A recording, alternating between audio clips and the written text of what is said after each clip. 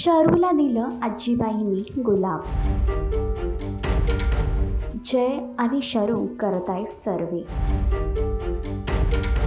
सनई चौघडे या मालिकेच्या आगामी भागामध्ये एक नवा ट्विस्ट लवकरच प्रेक्षकांना पाहायला मिळणार आहे. एकीकडे जय आणि शरू गावामध्ये सर्वेसाठी गेले आहेत, तर त्या दोघांना पाहून आजीबाई त्यांना आशीर्वाद देतात की दोघेही सुखाने संसार करा. याचं लग्न होणं जरा अवघडच आहे. ह्याला बायकांचा राग येतो. यातच आजोबा त्यांना सांगतात की ते दोघं नवरा बायको नाहीये. यावर शरू सांगते की ह्याचं लग्न होणं थोडं कठीण आहे.